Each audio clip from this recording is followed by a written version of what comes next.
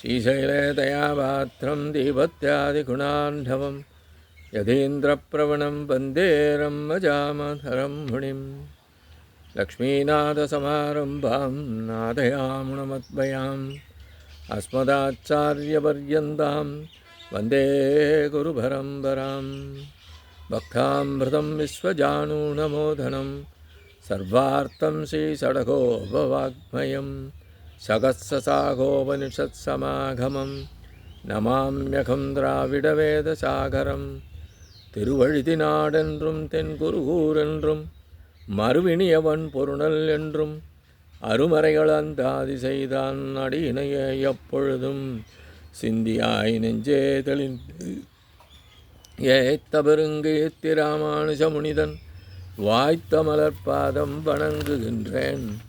ஆய்த்த பெரும் சீராச் சடகோபன் செந்தமிழ் வேதம் தரிக்கும் பெறாத உள்ளம் பெற.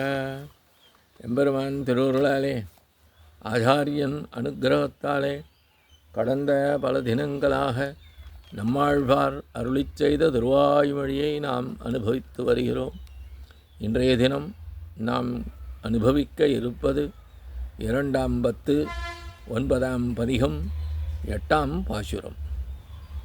எக்காலத்தெந்தையாய் எண்ணுள் மண்ணில் மற்றெக்காலத்திலும் யாதொன்றும் வேண்டேன் மிக்கார் வேத விமலர் விழுங்கும் என் அக்காரகணிய உன்னை யானே. எக்காலத்து எந்தையாய் எண்ணுள் மண்ணில் மற்ற எக்காலத்திலும் யாதொன்றும் வேண்டேன் மிக்கார் வேத விமலர் விழுங்கும் என் அக்காரகணியே உன்னை யானே. வியக்க வைக்கும் தன்மை கொண்டவர்களும் வைதீகத்திலே ஆழ்ந்துள்ளவர்களும் எவ்விதமான தோஷங்களும் இல்லாதவர்களும் ஆகியவர்கள் தங்களுடைய மிகுந்த அன்பு காரணமாக விழுங்குகின்ற வெள்ளப்பாகில் தோய்ந்த கனி போன்றவனே. ஏதேனும் ஒரு சிறிது காலமாவது எனக்கு சுவாமியாக எனது நெஞ்சத்திலே நீ பிரகாசித்தபடி நின்றாய் என்றால் அதுவே போதுமானது.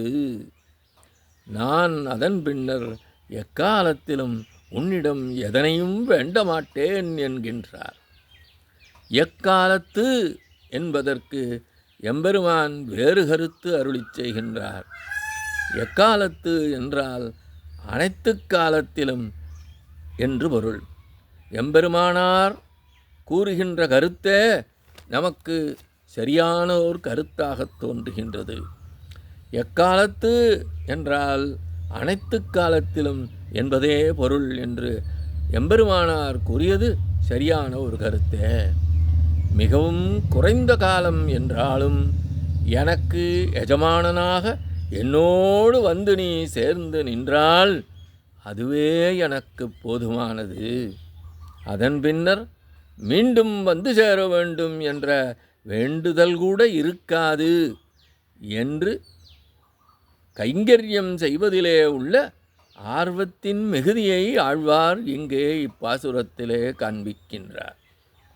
எக்காலத்து இனியும் பிரிக்க இயலாதபடி அணு அளவான அற்பமான காலமாக இருந்தாலும் எனது எஜமானன் என்பதை நீ மறக்காமல் என் இதயத்திலே வந்து புகுந்து நின்றால் அதுவே போதுமானது.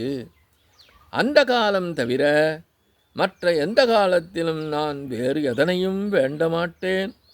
இவ்விதம் பகவத் அனுபவம் ஏற்பட்ட பின்னர் அதனை மீண்டும் விரும்பாமல் யாரும் இருப்பாரோ? அதுபோன்று ஒரு க்ஷணம் மட்டுமே அனுபவித்தால் போதுமானது என்று உள்ள பொருள் ஏதேனும் உண்டோ என்ற கேள்விக்கு அடுத்து விதையளிக்கின்றார். மிக்கார் வேத விமலர் விழுங்கும் என் அக்காரகணியே உன்னை ஆனே. வேதங்களில் தோஷங்கள் அற்றவர்களாக கூறப்படக்கூடிய நித்தியசூரிகள் எப்பொழுதும் அனுபவித்தபடி உள்ள வெள்ளம் போன்றும் கனி போன்றும் உள்ள எல்லையற்ற இன்பத்தை எனக்கு வெளிப்படுத்தியவனே என்கின்றார்.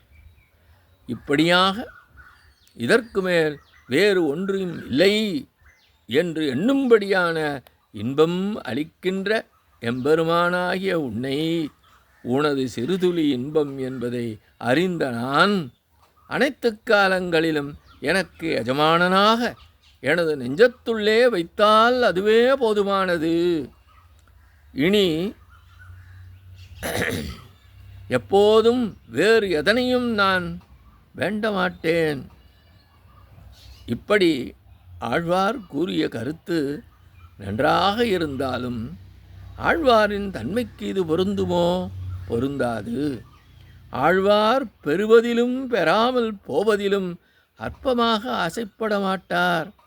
ஆகவே அனைத்து காலங்களிலும் எனக்கு எஜமானனாக உள்ள நீ நான் உனது அடிமை என்ற நிலை மாறாமல் வந்து என் இதயத்திலே புகுந்து நின்றால் அதனைத் தவிர இனிவருங்காலங்களில் எல்லாம் மற்ற யாதொன்றும் வேண்டேன். சர்வேஸ்வரனாகிய உன்னையல்லாமல் வேறு எந்தவிதமான புருஷார்த்தங்களையும் நான் வேண்டி நிற்க மாட்டேன் என்கின்றார் என்பதாக இப்பாசுர விளக்கம் அமைகின்றது. இத்தோடு இன்றைய காண நிறைவு செய்கின்றோம். எம்பெருமான் திருவடிகளே சரணம். நம்மாழ்வார் திருவடிகளே சரணம். எம்பார் திருவடிகளே சரணம்.